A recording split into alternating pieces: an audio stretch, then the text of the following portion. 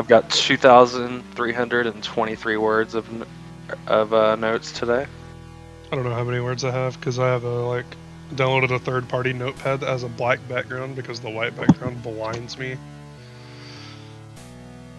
That makes sense.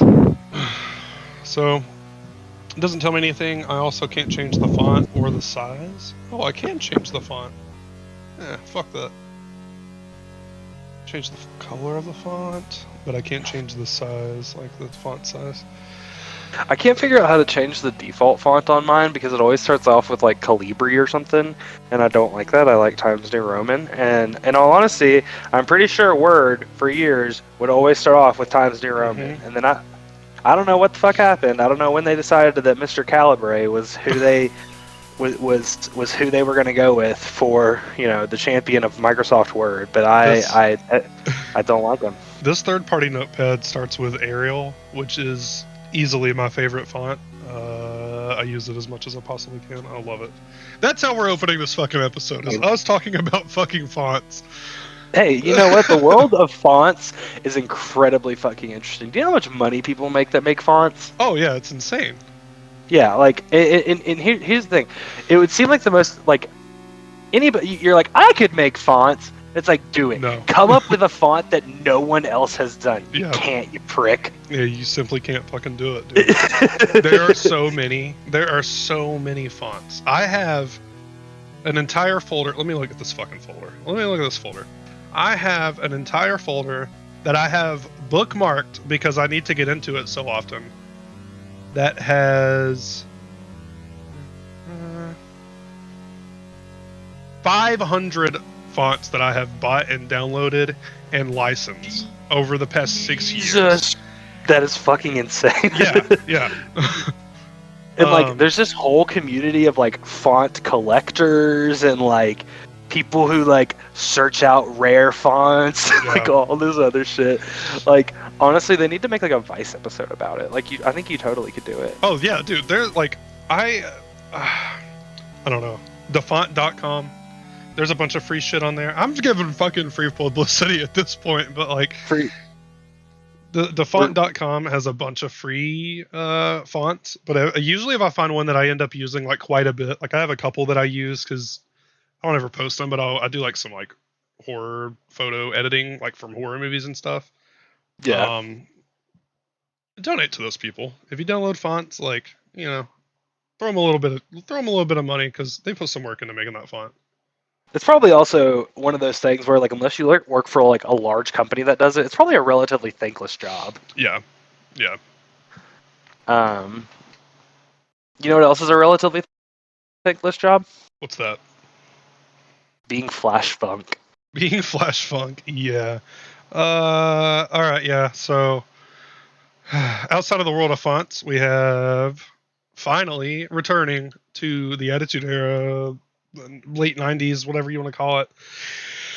Wrestling, pay-per-view, retro. We got pay-per-view reviews. They're back. The pay-per-view reviews are back. WWF In Your House. Insert number here. A Cold Day in Hell. May 11th, 1997.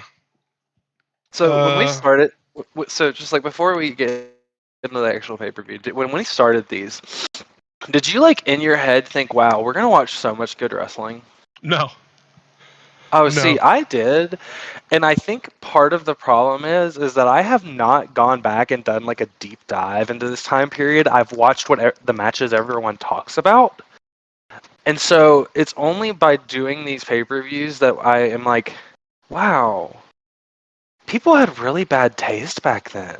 See, the thing is the wrestling is really bad, but there are so many like awesome moments. Well, and we'll get to it. And I don't know about you, but the end of this pay-per-view popped me so fucking hard. I don't know why, but they got me good with it, and it's stupid shit like that they did well. They could be perfect for 15 seconds. Yeah, this show was something. It was a pay-per-view. Yeah, I don't know. I kind of went into this. This is one of those like WWF pay-per-views that I didn't remember much about, and there's only one moment from this pay-per-view that I actually remembered, and I didn't realize I remembered it until it happened. Yeah, no, I feel that I know exactly what you're talking about. But we But yeah, are. no, yeah, I'll let you set us up. Let me get through where we're at and the numbers, and then we can talk some more. This pay per view took place at the Richmond Coliseum in Richmond, Virginia. It had an attendance, again, another WWF pay per view with weird, shady attendance numbers that I couldn't get a clear answer on. I'm going with 9,381 sellout with a gate of $116,547 and 143,000 pay per view buys. I think it's really funny because every time we do this, we always have different attendance numbers. Because Yeah. I always just go by whatever Wikipedia says, and Wikipedia says 14,381.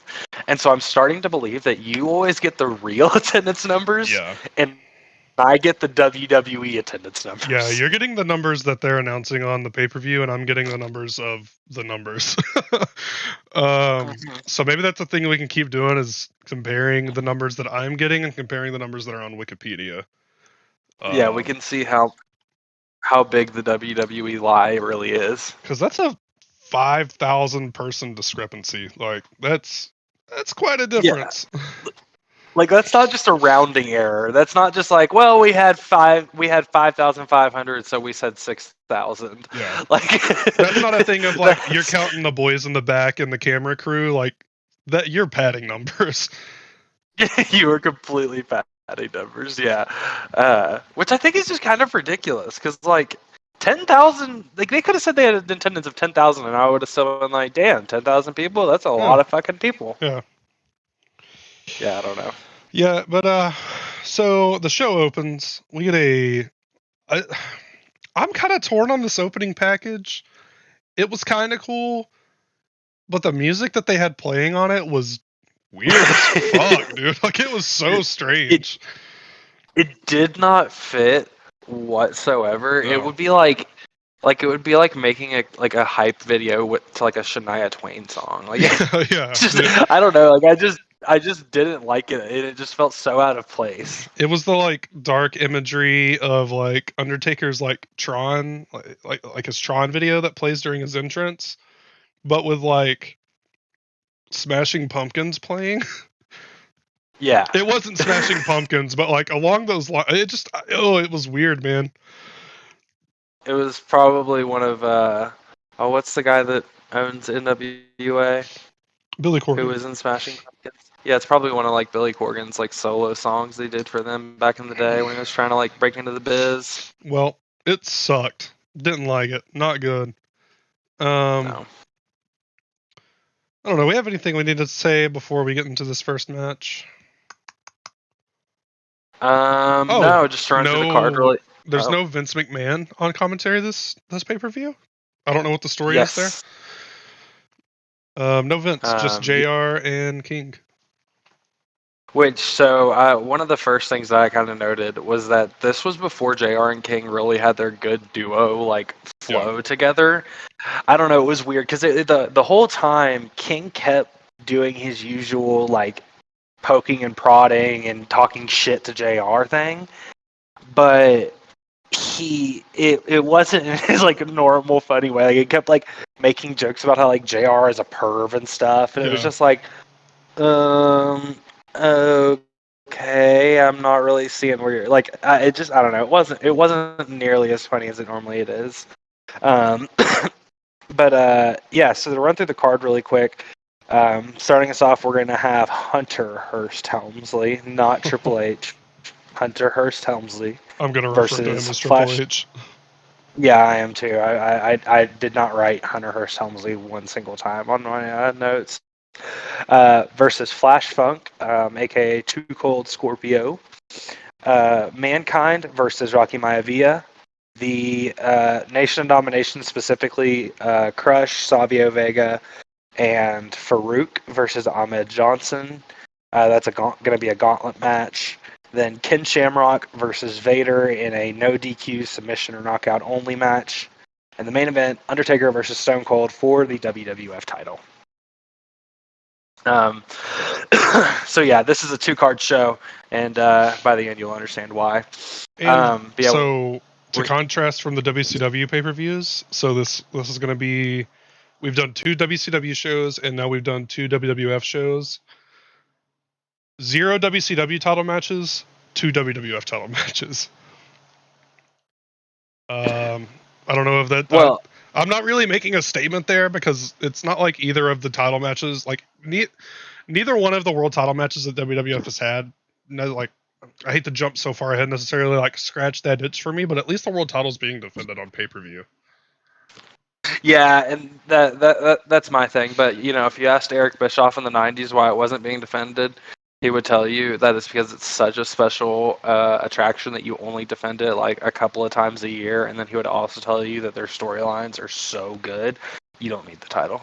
You know, I'm not saying that he's right, but yeah. So we start off with King immediately talking shit to JR, saying, "I'm sitting next to the kind of guy my mother warned me about because it is Mother's Day." On May 11th of 1997 in the Richmond Coliseum from Richmond, Virginia. We are going to see the debut of Ken Shamrock tonight, which I was pretty excited about. Thought that was pretty cool. Ken Shamrock, when he first came in, he had a lot of potential. We'll talk more about him when we get to it. Start off with Flash Funk, aka, like I said, aka Too Cold Scorpio. He is the only guy on this card that is still wrestling today. Wow. Really?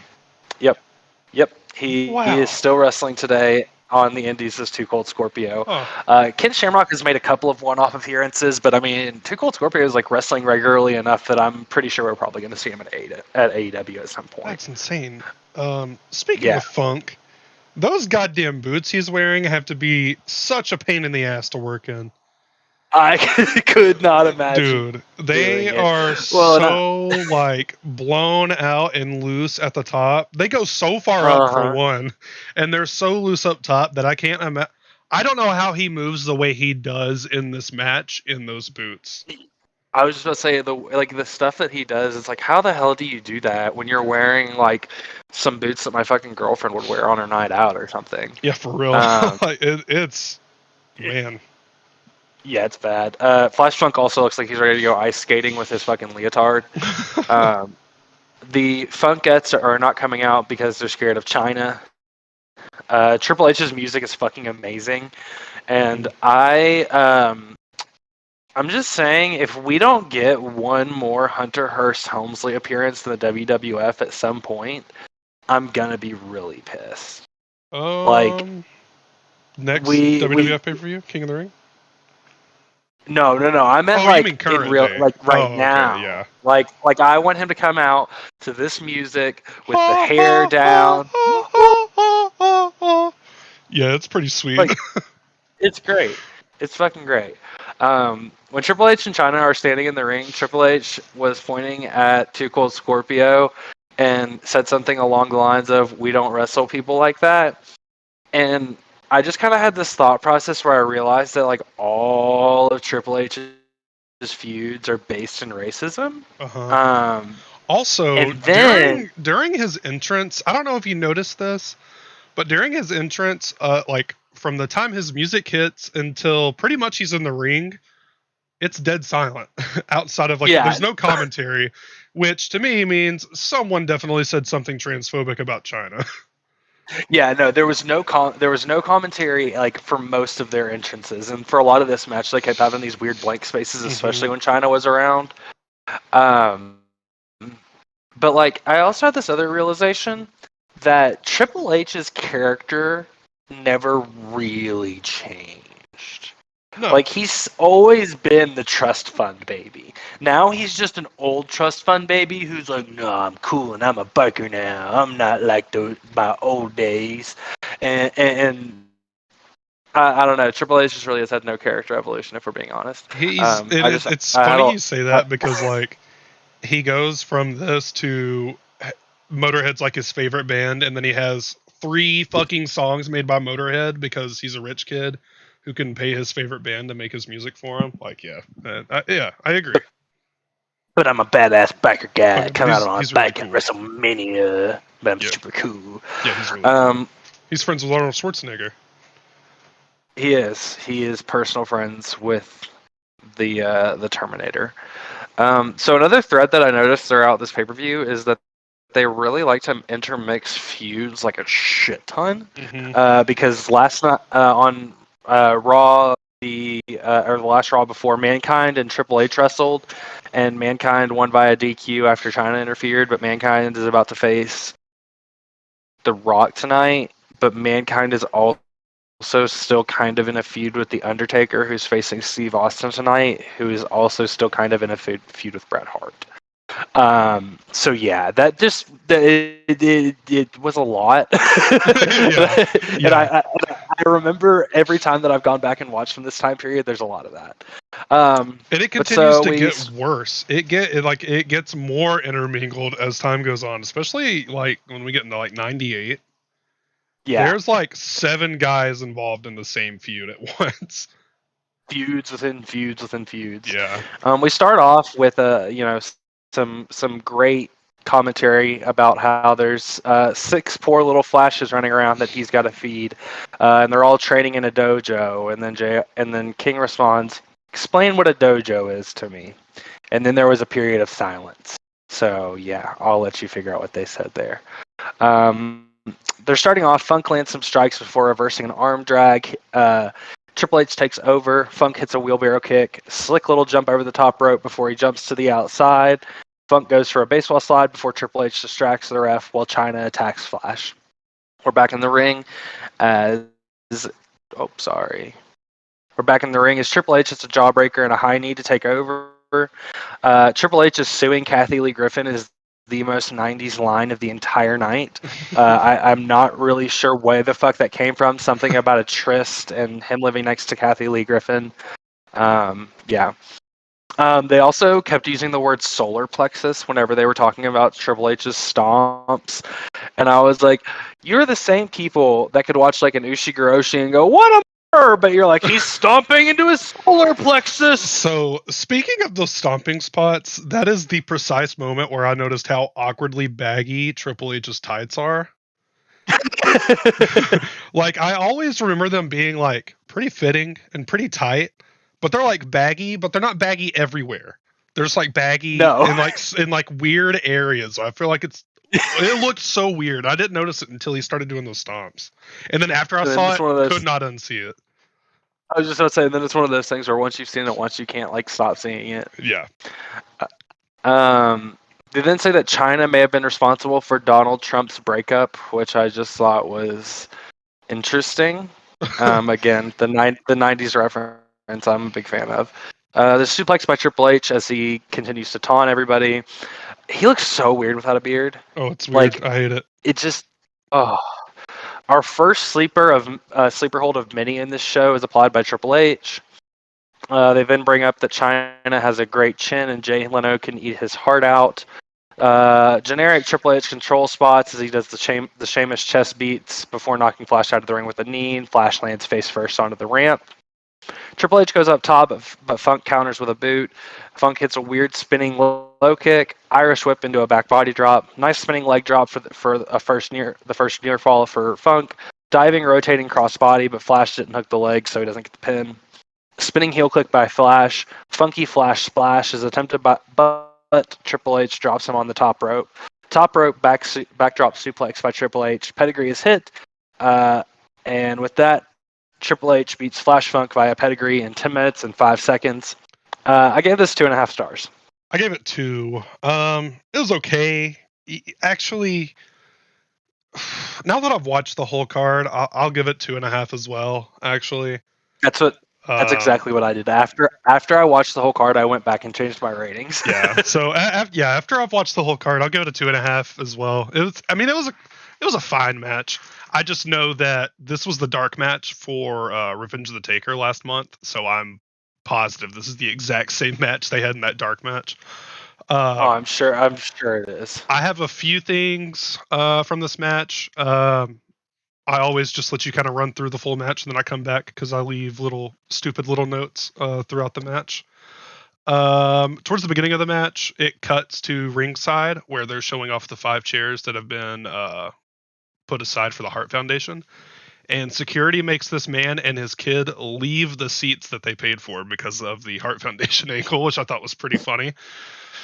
Yeah, no, that I actually did note that. I just forgot to say that cracked me up. Funk hits that clothesline off the apron, and he is so extra about how he gets into doing that clothesline off the apron. the, the like flip up, jump over, bounce around, get Yeah, there, just to the to top. springboard off. Yeah, it was fucking hilarious. At one point, Hunter hits a knee drop, and we get a nice camera angle because they cannot get over China being at ringside. So the camera angle's like over China's shoulder, and you can see clear as day that Hunter's knee comes about 2 inches away from Funk's head. So it doesn't even like remotely come close to him. The avalanche back body drop, Flash Funk did a really cool backflip sell for that. Really nice. Loved that. And then during the pedigree, that was the finish of the match, the camera cut to China for no fucking reason, like right in the middle of the move. Those pre-Kevin Dunn cuts. Yeah. But yeah, 2.5 out of 5. I thought it was decent. It was a good match. I enjoyed it, and I mean, and I'm gonna call him Too Cold Scorpio because that's his fucking name. Too Cold Scorpio. He again was one of those guys that was just so ahead of his time. And the thing that I appreciate about him, compared to like someone, which this is just on my mind because of the Dark Side of the Ring, but compared to like Canyon was really innovative and could do some cool stuff, but he was sloppy, and like he didn't have crispness. Everything that Scorpio does is nice. It's clean. I mean, it just, I don't know. I love watching him, and he's one of my favorites from this time period to get to watch. So yeah, we do see the seats for the Heart Foundation. We then cut away to some UFC footage of Ken Shamrock. So actually, I'm going to save what I want to say about Shamrock till we get to his match. I've got a little bit that I want to talk about why Ken Shamrock showing up was so huge. Yeah. But we have a Shamrock interview where he's talking about being focused in his zone, but then Mankind and Vader attack him. The same Mankind who is about to face Rocky Maivia, the same Mankind who is also in a feud with The Undertaker, who is having a match with Stone Cold Steve Austin, who is also in a feud with Bret Hart. I just want to make sure everybody's still on the same page. How did you feel about this interview segment? I thought it was weird. I thought it was completely pointless. Yeah, like he literally says, "I'm here and I'm focused and I'm in the zone." Then wham, he gets hit, and it was like, which I guess they did it because they're worried that he's not going to have promo ability yet. Which I guess I can understand that to an extent. But yeah, I thought it was just kind of funny. I don't think Shamrock needed to have promo ability. I really think he could have just filled the void that Dan Severn left and done it in a better way without trying to sound like a dick. But I feel like Shamrock could have been a better Dan Severn, and that's saying a lot because I really like Dan Severn, and luckily we do get more Dan Severn eventually. I think maybe we'll do a little spin off and cover the Brawl for All. We might do the Brawl for All. Yeah, I don't know. Shamrock doesn't need to cut promos. I don't think. I mean, this is fucking 20-something years ago now, 24 years ago, but yeah, I don't. No, Shamrock I agree. Promos. I think he's better than that, but yeah. Next matchup is Mankind versus Rocky Maivia. I prefer brown shirt Mankind to white shirt Mankind. Mm-hmm. I just want that to be known. Mankind almost won the title last month. The Taker and Mankind feud, like I said, is still going on. Rocky's being interviewed. He's starting to like physically look a little bit more like The Rock. He lost the IC title to Owen Hart just a couple weeks ago. I will say though, the promos are not there at all. No, I have in my notes this Rocky promo. Who would have thought that this dude would become The Rock? I mean, seriously, and like the way that he does the promo too, where like he's like looking around and he's like, you can tell he's like trying to remember exactly what he's supposed to be saying. He stumbles over his words. Like it's crazy that this is the same guy that in 1 year's time is cutting like the best promos in the company outside of maybe Steve Austin. Yep. It's insane. Yeah, literally, we're not many shows away from that happening. So we start off with Mankind in the corner, rocking back and forth. Rocky comes off and starts off with some punches, back body drop, clothesline out of the ring. Mankind drags Rock to the outside, slams him face first into the ring apron. We're back in the ring as Rock reverses an Irish whip into a crossbody, hammerlock applied, and then we're back outside as Mankind cannonballs into Rock. Dude, Mankind, oh my god, I hate to cut you oh, off, but that cannonball was fucking sweet. oh man, he Holy shit. flew at him. When I saw that, I was like, oh, that's where Kevin Owens got that from. Yeah, Like, dude, it's so sweet, man. Like, usually Mick's like spots like that look kind of scary because he's literally just like throwing himself to pretty much to hurt himself. yeah, But dude, that came out so smooth. It looked so good. yeah. I do want to stop right here for a second to kind of catch up on my notes to where we are in this match. Why was this match put together? Why do you think this match was put together, Alex? Yeah, I'm gonna be honest. I have no idea. Okay, no storyline reason, but Mick Foley is going to make Rocky look like $1 million, and that's why. That is 100% Yeah, why this match got thrown together. that is true. Because I mean, he sold his ass off for him. Yeah. So for the beginning parts of actually for the majority, well, there is actually a point in this match where they turn it off. But for the first part of this match, the crowd is more interested in seeing themselves on the Titantron at the top of the stage than they are the match itself. Because if you look in the crowd, they're all just staring up at the stage, like waving their arms and shit. And I was just like, fucking cry. And then finally, at some point, they turn it off and just put it back on the Cold Day in Hell, like sample photo. Commentary puts Mick's career over, like an FMW and all that shit. They put it over super strong. They make this. They genuinely make Mick sound like a fucking maniac. So I was actually going to bring this up whenever we got to the Shamrock Vader match. They bring up Japan like a multiple times throughout tonight. Like at one point we get an Inoki and Ali reference. Like, and then when Vader comes out, they talk about his deathmatch career. I don't know. I just thought it was really cool, and it's just so. I don't want to say it's so different compared to today, because we do still get little references like that.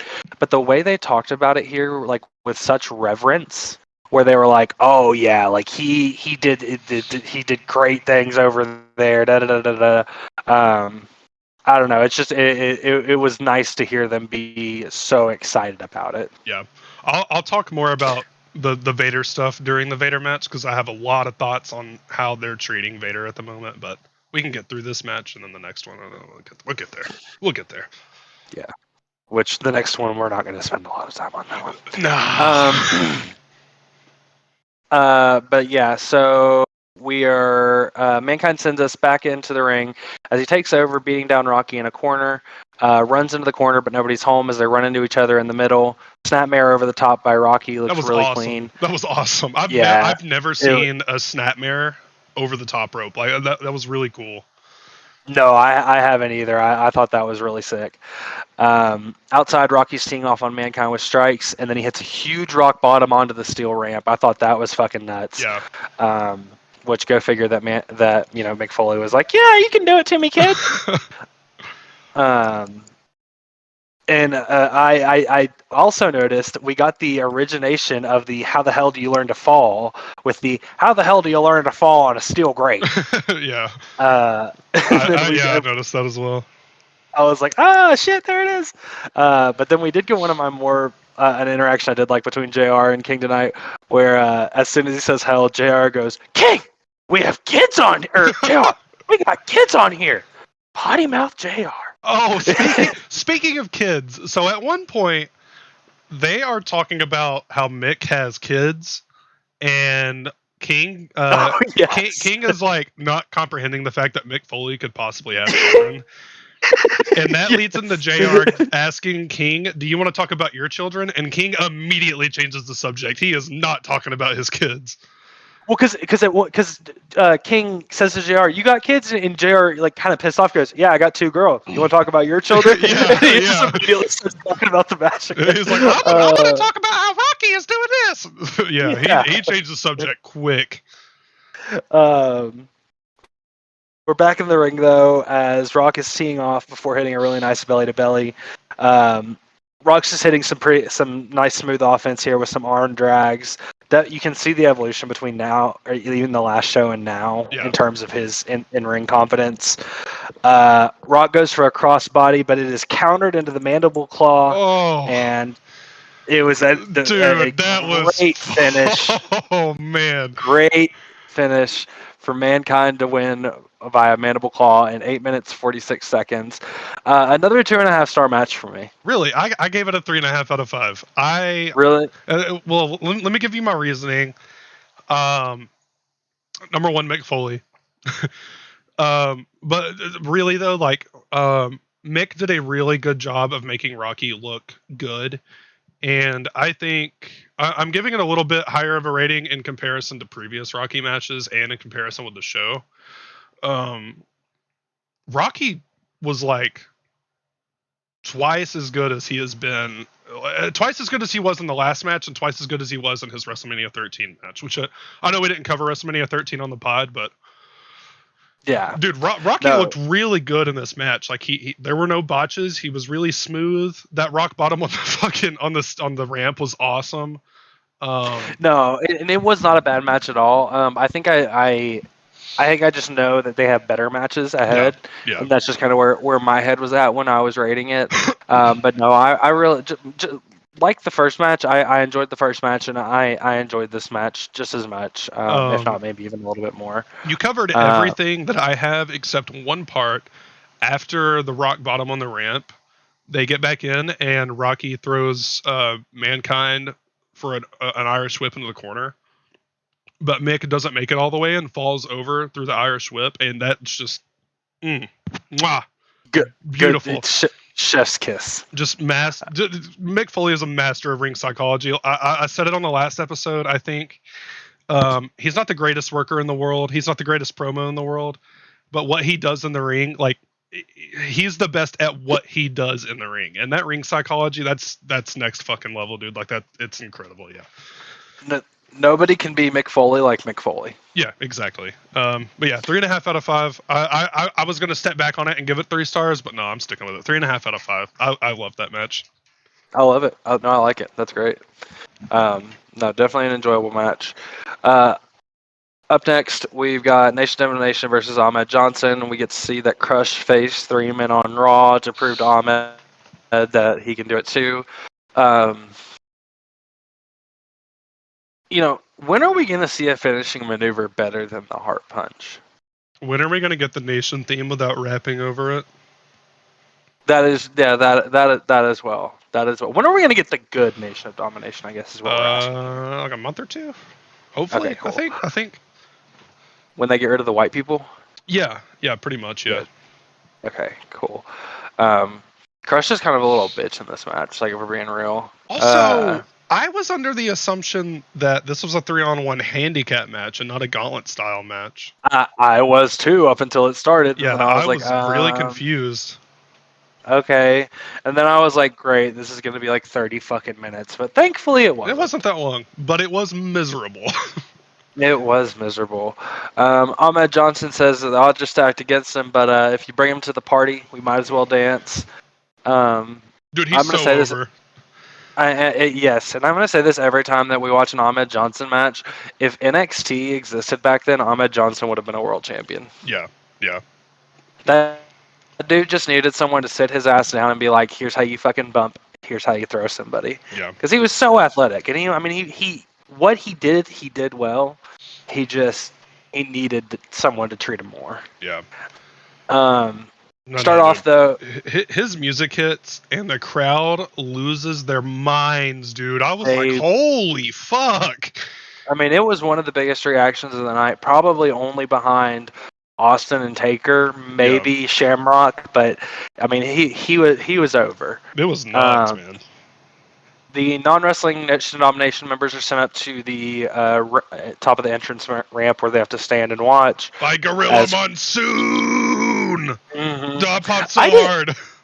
I'm so used to seeing Gorilla Monsoon sitting behind a desk. I didn't realize how big he was. Yeah, he's fucking massive. Dude, he's huge. I was like, you are as tall as Farouk. Yeah, What the I was about fuck? to say he walked out there and he was like the same size as Farouk. I was like, damn, I didn't realize that. Yeah. No, I was like, holy shit, that's a big man. Ahmed Johnson's pants are so bad. Dude, I looked at those and it's straight up identical. It's like the 97 version of what Liv Morgan's gear is now. I mean, it really is, dude. No, I think you're right. I think it's literally the 1997 version of Liv Morgan's gear. Like Liv Morgan was watching old Ahmed Johnson matches, and she was like, you know what? His ass looks good in those. I bet mine would look great. Yeah. Oh, speaking of Ahmed Johnson's ass, dude, his ass eats his trunks every fucking time. Oh yeah, that dude's got a thong by the end of the fucking match. Dude, I mean, he is back there clapping me. Like you hear you hear bumps taking place in the match. That's not them hitting the mat. That's just cheek clapping cheeks.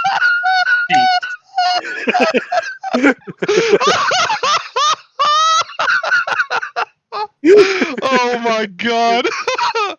Why is it the fucking the last time it was the Farouk match? It's the fucking Farouk match. It's always the fucking Farouk match. What is it about Farouk? Because this whole feud is fucking ridiculous. Yeah, it is so stupid. Like, oh man. So the match starts. This is when we find out it's Gauntlet Styles and Monsoon comes down. Yeah. And then he's like, it's gonna be fuck. He forces Farouk into the match because at this point Farouk's quote unquote injured with a separated shoulder. Yeah. And he forces Farouk into the match. They, like you said, he sends the nation up to the ramp, and the floor is yours, sir. Yep, Crush is up first. So we got Nicki Minaj versus Eminem.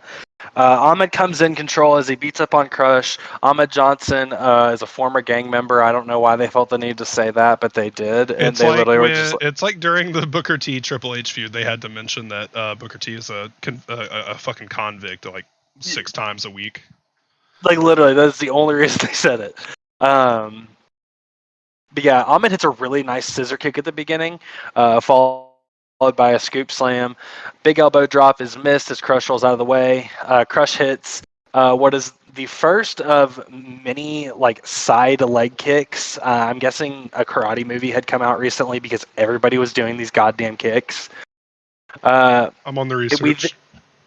We then get the literal worst second rope clothesline ever by Crush. I mean, I am not kidding. It was, I like you know how like when you're like playing with a little baby and they get on the couch and they jump off the couch onto you, like that's what it looked like. Like it reminded me of my 1-year-old nephew being like, "Catch me!" and then he just jumps, but he doesn't really jump because he doesn't want to get hurt. Except this time it was a 6'6" man who had plenty of span to get down there. Are you looking up karate movies? Yeah, I am. I'm sorry. I was trying to. So the only thing I could think is Mortal Kombat Annihilation comes out in November. So maybe the trailer for it had just come out around this time. Well, and you know what? You've got fucking Mortise and Glacier over in WCW doing that shit. Yeah. So I bet everyone was like, that's fucking rad! Yeah. And the first Mortal Kombat movie had just come out in 95, so like... Yeah, we're kind of in the middle of all that stuff. We're in Mortal Kombat fever. Yeah. This was whenever I checked out of this match. Crush hits some moves that are not very good. Ahmed reverses and drops Crush literally on the top of his head. Sleeper hold by Crush, and then again we get a comment about how Ahmed has an IQ of 2 and you got to be 3 to grunt. I didn't understand it. Crush gets kicked in the boo. Say better things. Crush gets kicked in the gut and starts yelling about wanting the rest of the nation to come down. They do not do that. Crush nearly kills Ahmed with a pile driver that was botched to shit. Ahmed reverses the heart punch, spinning heel kick, and Crush is out. Up next is Savio Vega. Attacks him from behind, but Johnson hits a body drop. Vega hits another spinning heel kick. Rope choke to Ahmed by Vega. Head first turnbuckle whip. Johnson hits a couple of punches, but Vega gets the neck vice, which is literally the worst submission on the face of the planet. Yeah. Hit toss by Ahmed up to the middle rope, but he misses whatever the hell he was trying to go for. Corner splash by Vega. Power slam for what should have been 3. I don't know whether Vega was slow on kicking out or whether the ref was being weird. I don't know. Vega grabs a chair, beats up Ahmed, knocks him out. Ahmed wins by DQ. God, this is awful. But this is where it starts. Nothing. This is where it gets good. I mean, yeah. Farouk is out next. Farouk slaps Ahmed Johnson around a little bit as he's still out from the chair shot. Farouk runs at Ahmed, but Ahmed hits a really nice spine buster. Dude, the way Farouk sells that spine buster with the leg twitch, yeah, I was fucking dying laughing, dude. That is so funny. It reminds me of, like, we'll get there eventually, but when Devon Dudley would sell literally anything and just fucking have a seizure on the floor. Oh, dude, it's so funny. I love that shit. Yeah, no, it was great. But then the Pearl River plunges hit, but Farouk is Ahmed is too tired to cover. He slowly gets over to him, but it's too late, and Farouk kicks out. As they get up, Farouk hits a chop block, Dominator, and Farouk wins the match overall for all of them. I gave this 1 star. 1.5. Because 1.5 because I liked the finish so much with the Pearl. I got to see the Pearl River plunge and the Dominator back to back, and that gave it 0.5 star. Yeah, I and the Farouk spine buster. It didn't do it for me, and it was only 13 minutes, but it felt like it was an hour long. It could have been cut 5 minutes, honestly. Yeah, completely. You could have given each of the guys 3 minutes, and it would have been fine. Up next, we've got Vader and Ken Shamrock. The match that I'm probably the most hyped for out of all the matches on this card. I am as everyone who listens to this podcast knows, I am a massive UFC fan. At the time, so we had Dan Severn come in to the WWF, but Dan Severn was not really a UFC guy. Like he had been in the Ultimate Fighter, but Ken Shamrock was like the poster boy for the Ultimate Fighter. Like he was, it would be like if Conor McGregor in 2016 showed up to the WWE. It would have been just unheard of. And so for the UFC and WWE to come to this agreement and allow them to compete, or allow Ken to compete, was just mind blowing at the time. And so when the first wrestling I really started watching was about 3 years after this, and I saw Ken Shamrock like right on at the end of his run in the WWE, and that was one of the first things that made me be like, oh, well, I really like this guy. Well, I want to figure out this guy. And I can remember going on my dial-up internet and Googling Ken Shamrock, and going and watching 10-second clips that would take 30 minutes to load up of Ken Shamrock hitting submissions on people and shit. And that was one of the first times that I was like, "Oh, I want to do that. I want to get into that." So I've just always been a very big Ken Shamrock fan, and to see him, when he came in at the time, when I see this Ken Shamrock, I think that guy could have been a world champion.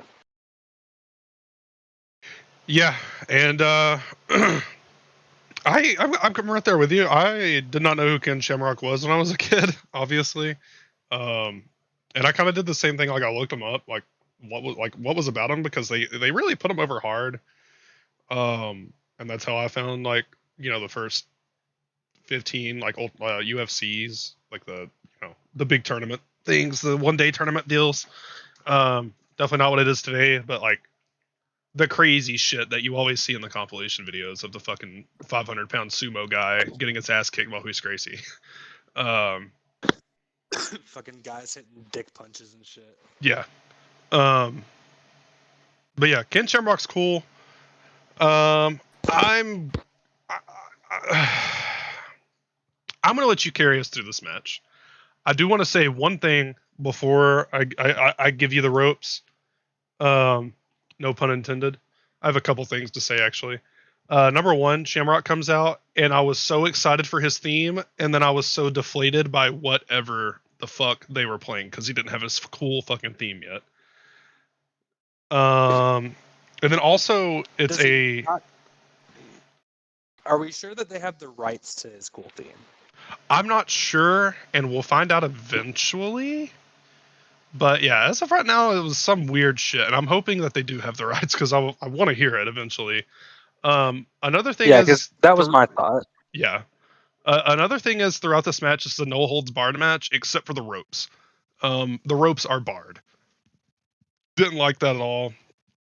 I get the reasoning behind it, but just call it something else. Don't call it no holds barred if you're gonna, deal with the ropes the whole match. I didn't like that. If you're gonna bar holds, Yeah. no, I was gonna bring that up whenever we got into the match. I didn't like that either. And that's something that we see a lot in wrestling, and it really annoys me. That's like one of my biggest pet peeves in wrestling is something being no DQ and they go for rope breaks. It's like that doesn't count. Yeah. But whatever. Yeah. But yeah, Vader has. They do bring up that Vader and Mankind attacked Shamrock during the pre-show. The same Mankind who faced Rocky Maivia earlier in the night, who is also in a feud with The Undertaker, who's facing Stone Cold Steve Austin in the main event, who is also in a feud with Bret Hart. Vader versus Shamrock. Also, they had pre-shows back then? Yeah, I kind of thought the same thing. We don't get Sunday Night Heat for another year or two. So yeah, where are these? See, I now that I'm saying it, I remember it. You used to be able to go, and this is some people may not even remember this. It was so long ago. You used to be able to go if you had cable television. You used to be able to go to the pay-per-view channel that the pay-per-view would be on, and for an hour or two beforehand, there would be a free pre-show thing to actually try to get you to buy the pay-per-view. Now, that's so different these days because everything is like, um, streaming service based, so your pre-shows are on the streaming service that you already pay for. But yeah, I do remember that now, but I don't remember there actually being like, I don't know, it seemed, I don't think they had matches. I think it was more like segments and interviews, and then you'd get shit like this that would try to pull you into paying for the pay-per-view because it's like $60, man. That's a big pie. Yeah, especially back then. I mean, that was a lot of money. Vader has great heat whenever he comes out, and Shamrock gets a huge pop. Like we said, this is submission or knockout only, no DQ. JR brings up Japan and Vader's history there in his death matches, which I thought was cool that he's acknowledging that. Shamrock does feel like a huge star here. Shamrock starts off with some leg kicks. Vader gets a gut punch, bear hug turned into a wrist lock by Shamrock, so Vader gets the rope break, which annoyed me, but whatever.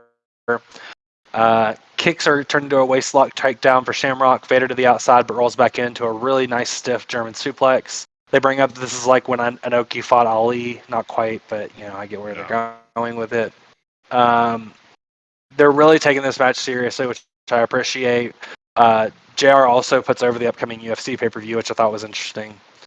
Forearm shots by Shamrock. Vader rolls back out and gets a lot of boos. He rolls out, comes back in to get headbutted, and then he rolls back out again. Crowd boos hard here. Back in, he gets hit with some more leg kicks. Shamrock goes for a headlock, but Vader tosses him and hits a really stiff clothesline. Armbar by Vader, which I thought was funny. Shamrock versus it into one of his own.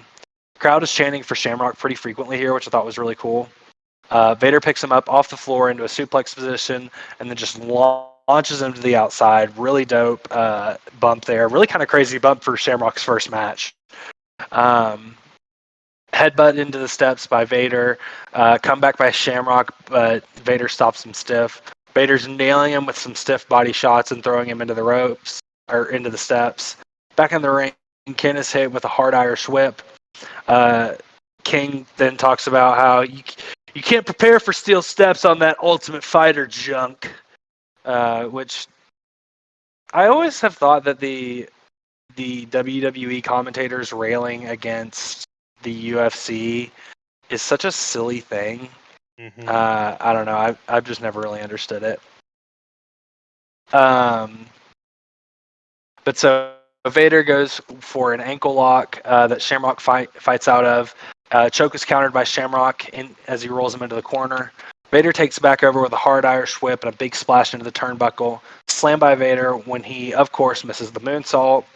Leg kicks, knees, and a really impressive power slam by Shamrock. More rope breaks by Vader as he breaks out of the leg lock. Hard knees and forearms by Ken, but Vader hits a super stiff forearm to the face. Vader walks over to him when Shamrock locks in the ankle/leg lock, and we get the tap out as Shamrock wins via leg lock in 13 minutes, 21 seconds. I gave this 3.5 stars. I really enjoyed this match. And so I texted you before we started recording, where I thought we were going to have contrasting opinions on this show. So far, we really haven't, but this is definitely where we do. 1 out of 5. I thought this was really boring, and I thought it went way too long. I didn't enjoy this at all. Wow. I didn't like it, man. I thought it was really boring. I don't know. There's like one thing that I actually remembered from this match. The only thing I remember from this show is Shamrock working Vader really stiff in the corner, and Vader shooting on him and fucking obliterating him right before the finish. Yeah. I mean, laid his ass out. Yeah, that forearm shot that he fucking nails him with.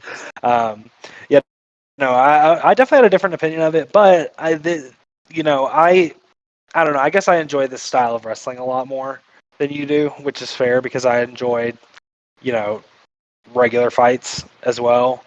But I just feel like it would have worked better with someone that wasn't Vader. Yeah, and I understood the point of Vader, having someone huge and like a big imposing guy be that first big win. But I don't know. Like I'm trying to think of who on the roster at the time you could have put against him to like really put him over. I almost feel like an Owen. Well, he gets his feud with Owen soon. Yeah, but yeah, I agree. Vader was kind of an odd choice, especially stylistically. Like you'd think you'd want to put him in there with someone who's more technically proficient. But again, I enjoyed the match. It was my favorite match thus far for sure. Yeah, I hated it. It was my least favorite match. And I mean, if at this point in time, I would have thought Shamrock was heading for the title. I do agree with the way they were putting him over on commentary.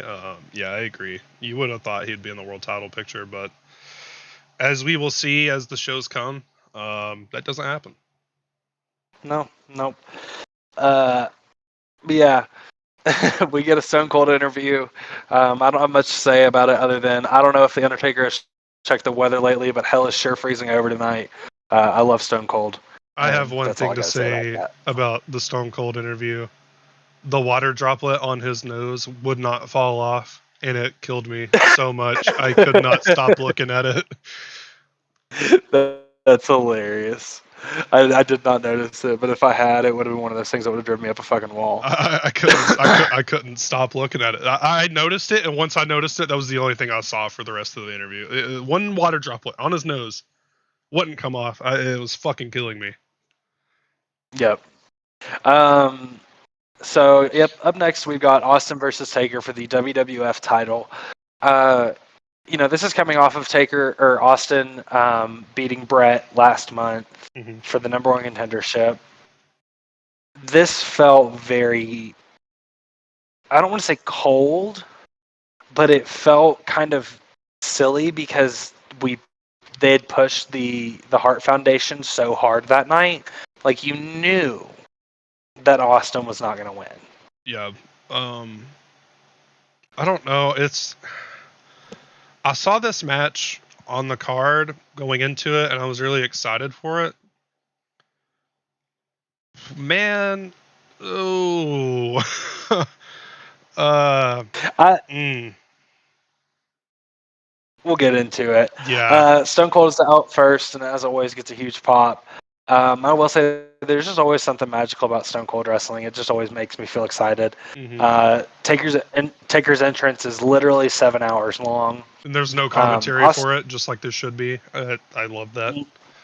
Yeah. Austin and Hebner have a really cute bromance with each other.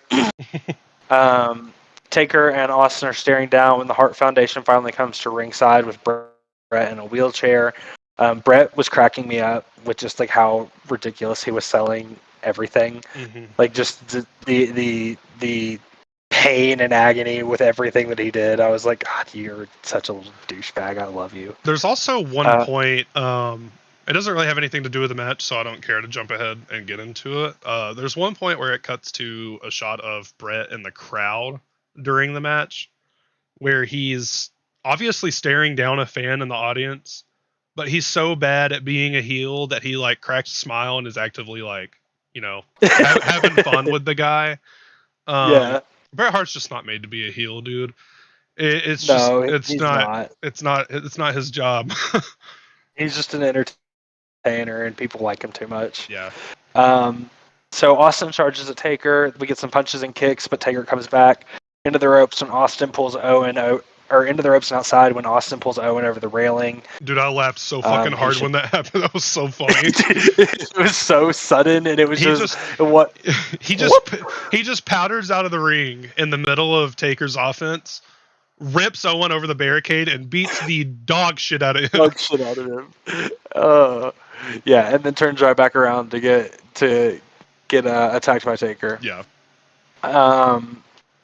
King was freaking out about the poor fans in the stands that were going to get hurt by them flying over the barricade. I thought that was hilarious.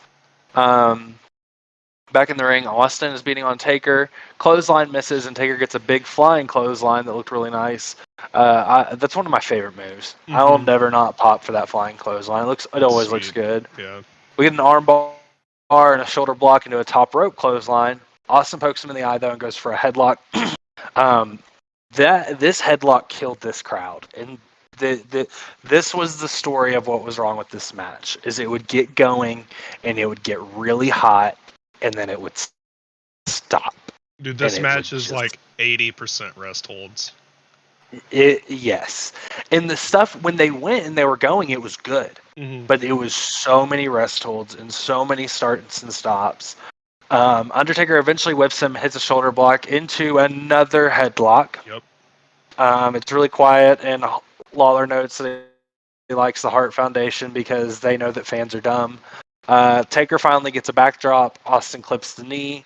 Austin's stomping a mud hole in the corner, and then Undertaker stops and reverses the rolls there. Austin rolls out near the Harts before pulling Taker down and wrapping his knee around the ring post and ramming it into the ring post a few times. Taker finally stops it by sending Austin into the steps.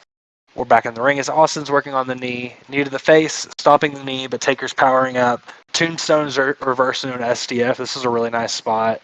Taker finally gets the rope break after a really good struggle. Elbows to the face for Austin, and Taker reverses another knee spot by kicking Austin to the floor. Austin slammed into the steps again, and then a takedown, some hard elbows to Austin's knee as Taker begins working over Austin's knee now. Stone Cold knocks him down before we get the sit-up spot and him hitting Austin's knee again. Back in, Taker gets a half crab, but Austin gets the ropes. Austin rolls out, but Taker rolls him back in. Big boot misses, and Austin gets a takedown. Austin's wrenching on the knee, then he slams the knee into the apron. Elbow to the head by Austin, and crowds have gotten cold again. Suplex by Austin, armbar, and sidekick by Taker. Old School is attempted, but for a rare time gets crotched. Front suplex off the top rope by Taker as Austin was going for the superplex. The elbow misses, though. Taker's sleeper is reversed into a jawbreaker, and the crowd pops big for it. Taker pounds Austin down into the corner, and a low blow by Austin is seen by Earl Hebner, who yells at him. This is when we get the only thing that I remember from this pay-per-view, where we get the legendary spot of Hebner turning around and Austin flipping him the bird. Oh, and telling yeah. him, "Fuck you." Yeah, okay, yeah, I do remember that, yeah. in the end, we then get next, though, Taker gets his own low blow before Hebner turns around and hits Austin with the double bird and the fuck you. Choke slam by Taker, but Austin rolls out to the apron near the hearts. Taker Dude, follows and gets that choke slam was clean as hell. Oh, and it was the height he got on it. That has to be top 5 best choke slams I've ever seen. That was a nice fucking choke slam. Yeah, he got him up there. But yeah, so Austin rolls out to the apron near the hearts. Taker follows and gets his neck snapped, and then we get a stunner. Stunner! He goes for the stunner. Okay.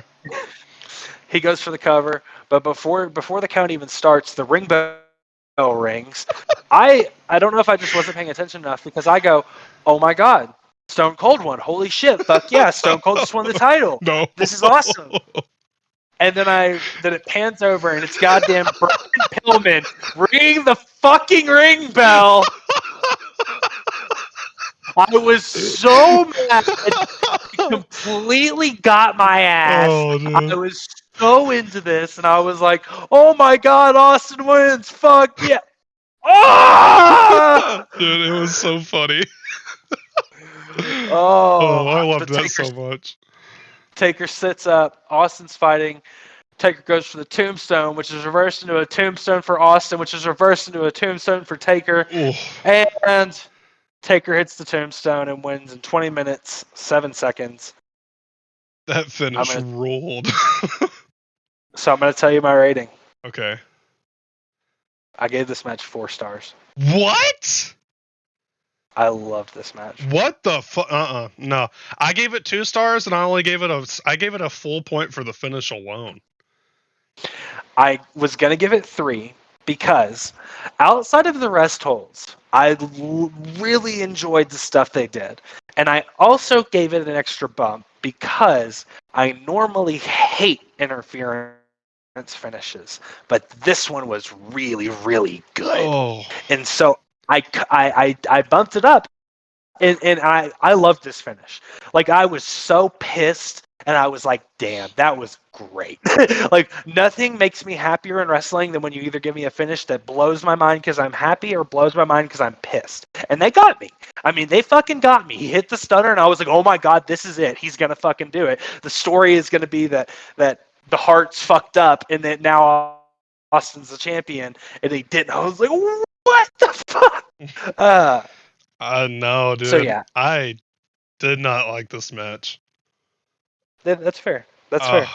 That's crazy. I was not expecting that. No, I didn't like this match at all. I almost left it at 3.5, and I was like, you know what? This has honestly been like my favorite match of all the ones we've reviewed so far. Wow. So I'm gonna just fucking go for it. Wow. Okay. Yeah. No, I didn't like it. Yeah. No, I was much bigger about it.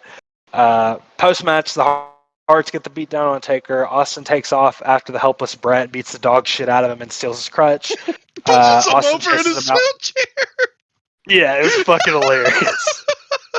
I mean, he goes over there like you literally the 4 seconds between when he sees all the Hearts in the ring with Taker and he looks over at Brett. You see the look on Brett's face. He's like, oh fuck.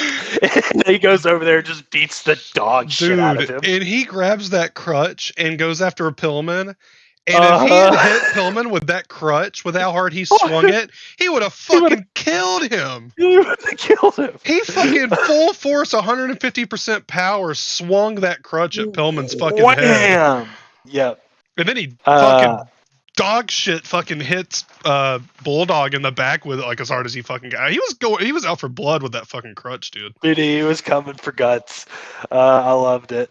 After Austin chases him away, Taker gets the title and is celebrating, but Austin hits him with a stunner to end the show. Overall, I gave the show a 3 out of 5. I really liked the last 2 matches. The other 3 matches I could live without. Yeah, I disagree.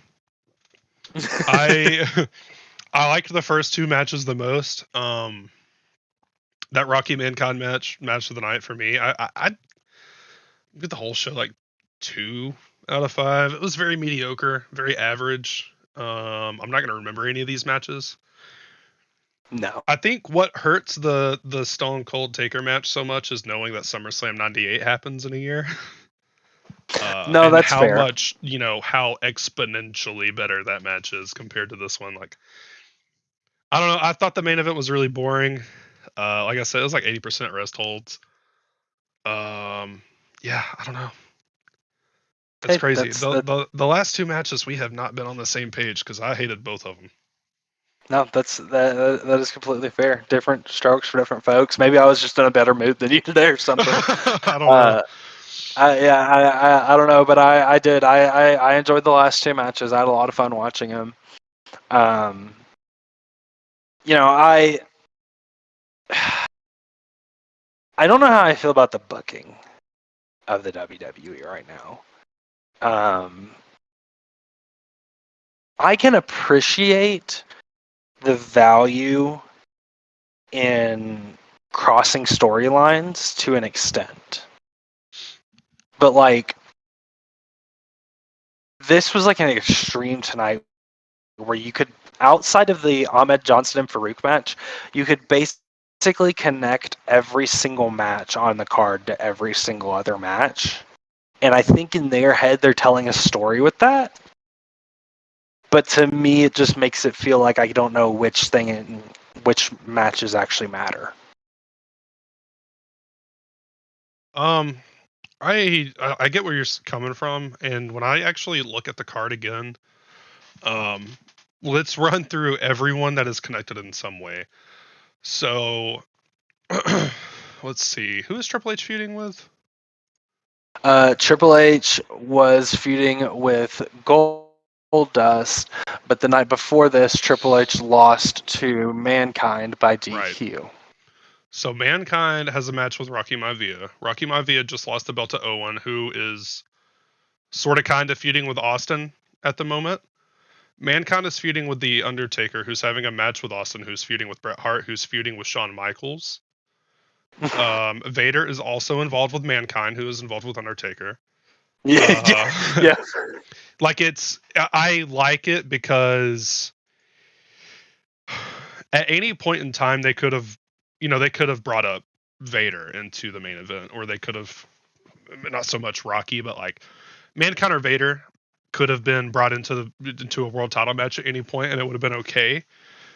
Um, and Austin or Triple H or Rocky, any of those three guys, or even Mankind or Vader, could have gone to the Intercontinental title scene. It would have made sense. yeah, I do see where you're coming from, where it's like, which one of these matches should I give a fuck about, and which ones shouldn't I? But at the same yeah. time, I think it does a good thing where it kind of it gives the roster a little bit of versatility to where these guys can be inserted into different spots on the card where they're needed.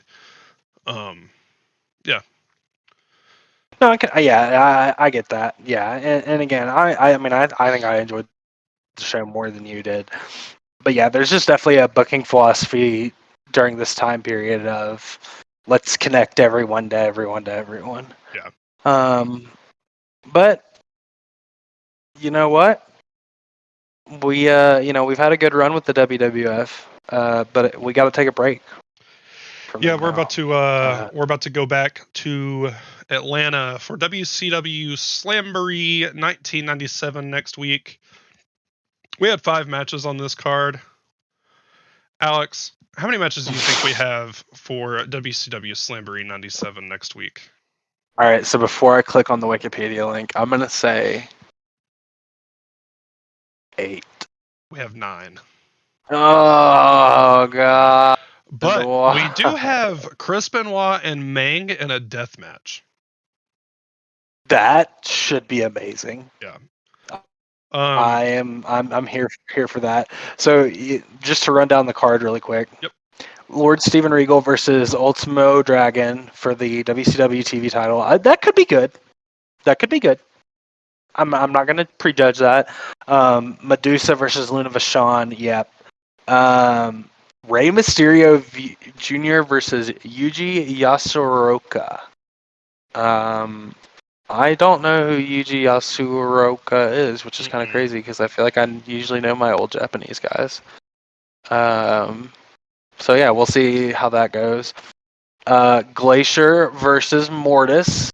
And I'm So before we go any further, um, Dark Side of the Ring for Chris Canyon was recently. Yep. This will be the first time we've covered a Mortis match since that, and I was kind of joking about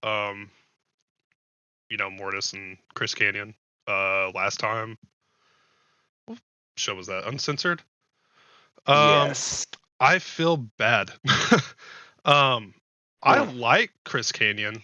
I thought the Mortis character was goofy, but now that I know how Chris Canyon felt about the Mortis character, I feel really shitty for making fun of it. Um, Yeah. yeah, No, and we both joked around about it. That Dark Side of the Ring definitely just shed a new light on the hmm character and not that it isn't already a little dark to watch a Chris Canyon match, but it definitely makes it a little bit darker now. yeah. Um, I also did not know when we watched Uncensored and we covered it. I did not know that James Vandenberg was fucking Father James Mitchell. I did not connect that I whatsoever. never knew that. Well, and I think it's just because I'm so used to what he looks like now that Yeah. yeah, I don't know, I never connected those dots. Um, but then we have Dean Malenko versus Jeff Jarrett With uh, Deborah. with Deborah for the WCW United States Heavyweight Championship. Ming versus Chris Benoit in a death match. I don't know. I don't I even know what to say about that. I just have to make like inaudible I noises. I I am going to keep an open mind. Yeah. Steiner Brothers versus Conan and Hugh Morris. Steve McMichael. Are you not going to say it? Huh? Oh, with Deborah. Versus Reggie White Go with Vols. Kent Johnston. Go Vols. Go Vols. Go Go Vols. Vols. Go Vols. And our main event. Ugh. Ric Flair, Roddy Piper, and Kevin Green versus Kevin Nash, Scott Hall, and Six. Yep, that's a card. That um, is mhm. that is a card that we are going to review. Yep, 2 title matches. Nine matches, 2 titles being defended. And neither of them are a world title. No, not even the tag titles. Not even the fucking tag titles. I don't even know where the tag champions are. I don't even know who the tag champions are at this time. No fucking clue. I think it's Nash and Hall. That sounds Well, right in my head. I'm not sure. I think it's Nash and Hall. yeah, I have no idea. I'm trying to see when the next world title match is. I think we figured it out, and it's Road Wild, Yes, Road Wild. which is Uh, quite a bit of ways. yeah, I mean, we've got between now and Road Wild, we've got 1, 2, We're going to do 6 3. episodes before we get to Road Wild 97. 4. Yeah, yeah, we've got. Yeah, it's gonna be a while till we get a WCW title match, and then when we do, though, we get the dream match, the once in a lifetime Hulk Hogan versus Lex Luger.